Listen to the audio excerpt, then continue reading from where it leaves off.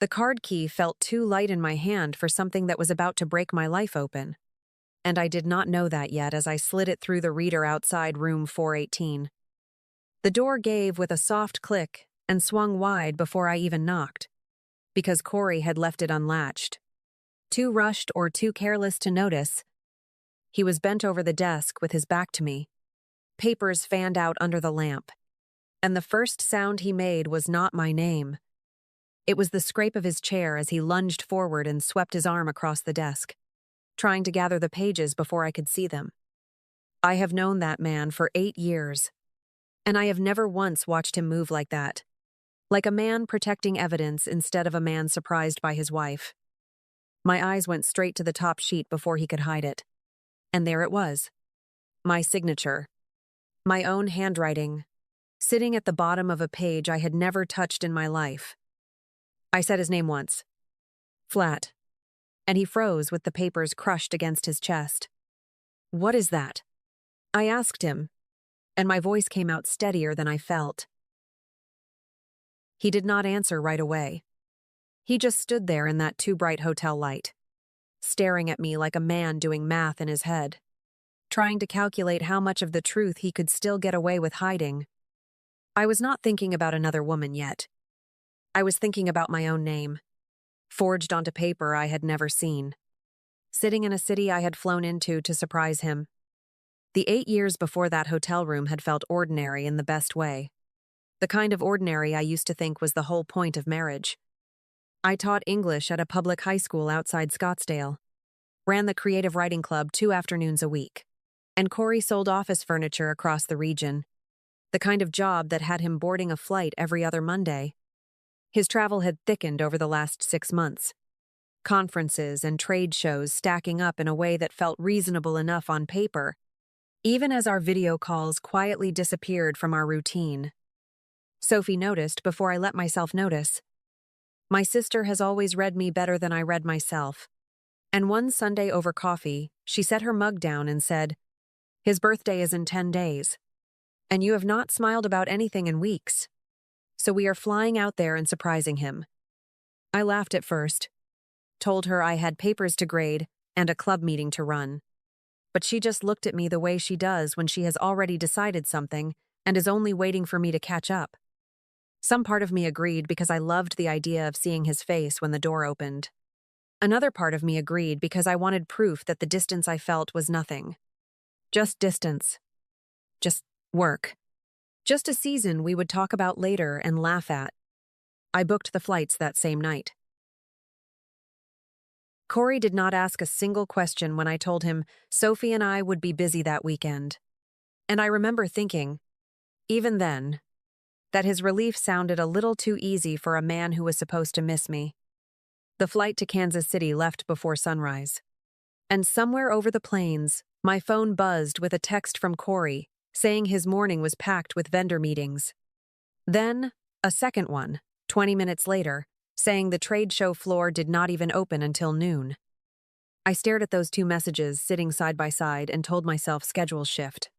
That a man juggling a booth and a dozen clients does not always keep his story straight. And I put my phone away before the thought could go any further.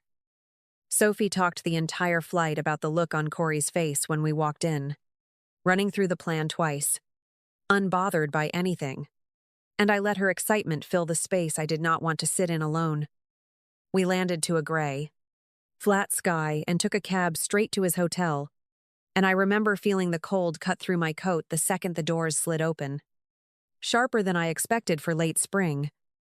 At the front desk, the clerk typed his name, paused, frowned, and typed it again before her face cleared, and she said, "Oh, here he is," and handed over a spare key without asking much else. That small hesitation should have meant something to me, the half-second where she looked unsure. But Sophie was already pulling my sleeve toward the elevator, and I let the moment pass without another thought. Whatever unease had been sitting quietly in my chest since the airport rode up with us in that elevator, and neither of us said a word about it, because neither of us had a reason to yet.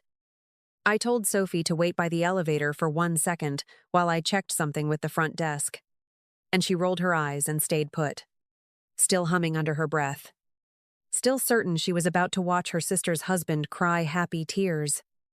I pushed the door open the rest of the way, and Corey spun toward me with the papers crushed against his chest. And for a moment, neither of us said anything. The room too quiet except for the hum of the mini-fridge behind him. "What is that?" I asked again, stepping closer, and he backed up half a step like the desk itself might protect him. "It is nothing," he said. "Just some paperwork from the office."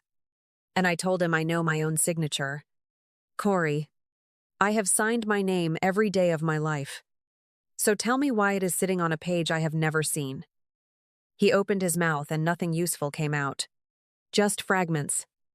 It is complicated, and I can explain. The same 4 words men reach for when there is nothing left to reach for. That was when the bathroom door opened behind him, and a woman stepped out mid-sentence, asking if he wanted to grab dinner before the 6 o'clock session. And she stopped cold when she saw me standing there in my coat with my suitcase still in my hand. Corey did not introduce us. He did not have to. I looked at her and said, "I am his wife." And I watched every certainty drain out of her face in real time, like she was doing the same math he had been doing seconds earlier, except she was starting from a completely different set of facts. "Who did you tell her you were?" I asked him. And when he did not answer fast enough, I turned to her instead and asked when he told her we were separated. "Almost a year," she said quietly. "He told me almost a year." He showed me the papers.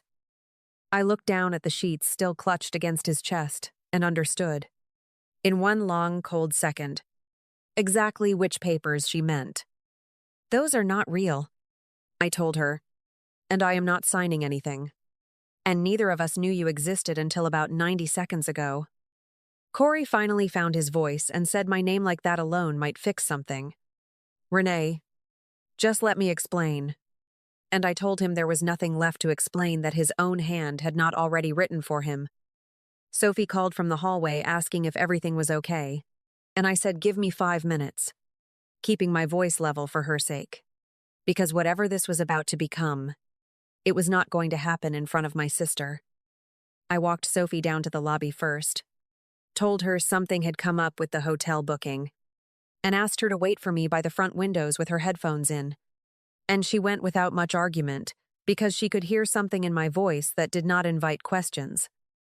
Then I went back up alone, and I found the woman standing in the hallway outside the room, her arms wrapped around herself like she was cold in a building that was not, waiting for me the way you wait for a verdict. Her name was Brianna, she told me. And before I could ask a single question, she started talking. Fast. Like she needed to get it out before her nerve left her. "He told me you two had been separated almost a year," she said. "That you were just waiting on paperwork. That the house sale had stalled because of some issue with the bank." I asked her if she had ever seen those papers herself, and she said yes. More than once. Spread out on the kitchen table of the apartment they had been renting together here in Kansas City, an apartment she had helped pay the deposit on because he told her it made sense while everything with me was still finalizing. I asked her the question that mattered most, whether she had ever watched him actually sign anything in front of her, and her face changed the second I said it. Like she was replaying the memory in real time and seeing it differently than she had an hour ago. "He signed something at that table," she said. Slowly. And I remember thinking it was strange that he signed it as both names, his and yours. But I did not think anything of it because he said you two were handling it long distance to save on legal fees. I told her that page did not exist until he forged it, that I had never agreed to sell anything, transfer anything, or sign my name to a single document in that entire pile. Her hand came up to her mouth and she said, "Oh my God." Quiet. Almost to herself. And I watched her go from a woman defending her boyfriend to a woman realizing she might have unknowingly witnessed a felony.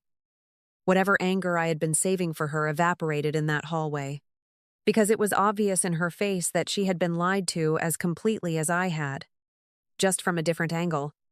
and that the two of us were now standing on the same side of something neither of us had asked to be part of. Sophie and I flew home the next morning on tickets I changed at the gate, and she did not ask many questions on that flight. I just held my hand somewhere over New Mexico and let me stare out the window at nothing. I did not cry in front of her, not because I was holding it together so well, but because some colder, steadier part of me had already taken over, the same part that used to grade 100 essays in a weekend without losing my place. By Tuesday, I was sitting across from Gordon Pruitt in a small office off Camelback Road, sliding a photo of that forged signature across his desk before I had even finished explaining who Corey was. He studied it for a long moment, then looked up and told me that in Arizona, a signature like that was not just a marriage problem. It could reasonably be read as forgery under state law, a criminal matter separate entirely from the divorce itself. Arizona is a community property state, he said, so everything acquired during the marriage belongs to both of you equally, no matter whose name sits on the account. And if he spent shared money to fund a life outside the marriage, the court has a name for that too. They call it waste, and it gets charged straight back against his share. I asked him what I should do first, expecting some complicated legal maneuver. And he told me something simpler than I expected. Just start documenting everything.